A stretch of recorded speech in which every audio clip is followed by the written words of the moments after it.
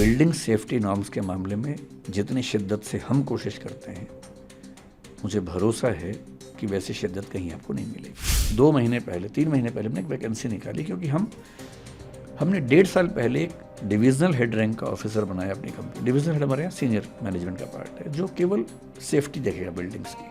16 points उसमें लिखे हुए हैं, जिसमें एक लिखा हुआ है कि मैंने चेक कर लिया है कि सारे दरवाजे खुले हैं, फायर एग्जिट साफ़ है, उसमें कोई बाधा नहीं है, छत के दरवाजे खुले हुए हैं, कोई इमरजेंसी होने पर बच्चे बाहर निकल सकते हैं। सब 16 पॉइंट्स हैं उसमें।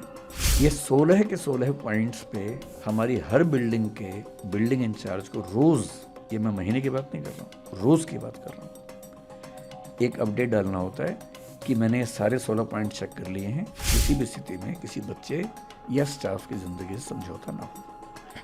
हमारी नीयत ऐसी ही है। एक गलती हुई समझने में, मैं पूरे देश से, पूरे समाज से माफ़ी मांगता हूँ कि हाँ वो गलती हुई, आगे वो गलती नहीं होगी।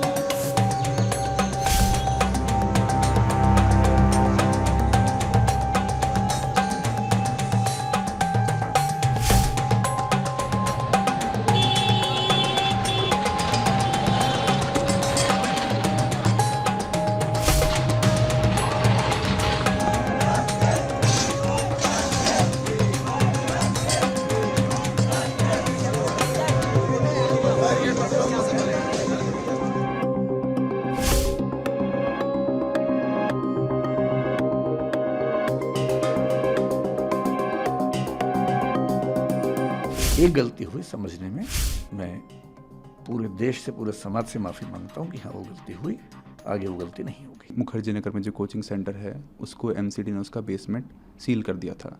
बच्चे आपके जितने भी स्टूडेंट्स हैं वो दोनों कोचिंग सेंटर मुखर्जी नगर में हो चाहे करोल बाग में हो, वहाँ पे प्रोटेस्ट कर रहे हैं। कुछ बच्चे कल रात को आपके घर के सामने पे पहुँच गए हैं। बच्चों में बहुत आक्रोश है, वो जस्टिस चाह रहे हैं। कहीं ना कहीं आपको ये भी लगा है कि दृष्टि आईएएस से कोई चूक हुई है? बिल्डिंग सेफ्टी नॉर्म्स के मामले में जितनी शिद्दत से हम कोशिश करते हैं, मुझे भरोसा है कि वैसी शिद्दत कहीं आपको नहीं मिलेगी। अगर आप चाहेंगे, मैं भी आपको अपने व्हाट्सएप में एक चीज़ दिखाऊंगा। हमारे पास एक, आप, मुझे नहीं पता बाकी इंस्टीट्यूट्स क्या करते हैं, मैं अपना बता रहा हूँ आपको। 2 महीने पहले 3 महीने पहले हमने एक वैकेंसी निकाली क्योंकि हमने 1.5 साल पहले एक डिविजनल हेड रैंक का ऑफिसर बनाया अपनी कंपनी। डिविजनल हेड हमारे यहाँ सीनियर मैनेजमेंट का पार्ट है जो केवल सेफ्टी देखेगा बिल्डिंग्स की।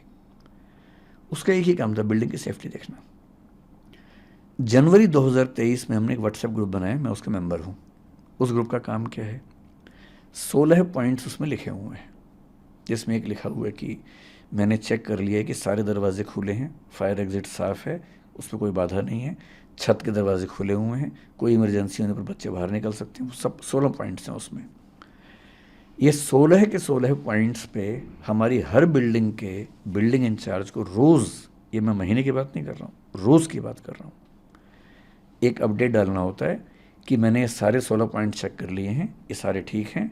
अगर इसके बाद भी कोई दिक्कत आती है तो मैं इसके लिए ज़िम्मेदार हूँ। ये रोज़ होता है। आप अगर व्हाट्सएप मेरा देखना चाहेंगे, इसके बाद देखिएगा। और ये हर बिल्डिंग के लिए रोज़ होता है। इसके अलावा 3 महीने पहले हमने एक वैकेंसी निकाली, 2 महीने पहले ज्वाइनिंग हुई मई के अंत में, एक ऐसे व्यक्ति की जिसका नाम ही है फायर एंड सेफ्टी ऑफिसर। उनका काम क्या है?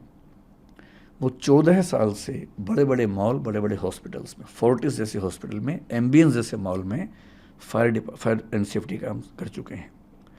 वो दृष्टि के पेरोल पे हैं। उनका एक ही काम है कि सारी बिल्डिंग्स का ऑडिट करना और जहाँ ज़रा भी दिक्कत है सेफ्टी के मामले में उसको ठीक करना। उनके अंडर हमने फायर मार्शल्स नियुक्त किए हैं अपनी बिल्डिंग्स में, ताकि कभी फायर की दिक्कत आए तो नॉर्मल स्टाफ ट्रेंड है हमारा नियम है कि जब भी कोई स्टाफ ज्वाइन करता है, MTS मल्टीटास्किंग स्टाफ जो होता है, 7 दिन के अंदर उसकी फायर ट्रेनिंग होती है। और इसके अलावा अब हम फायर मार्शल हर बिल्डिंग में अपॉइंट करें ताकि कभी फायर हो जाए, क्योंकि वो ट्रेंड हैं, बहुत ज़्यादा सीख के आए हैं, तो वो तुरंत आग बुझा देंगे, जबकि बाकी लोग शायद उतना तुरंत ना बुझा सके।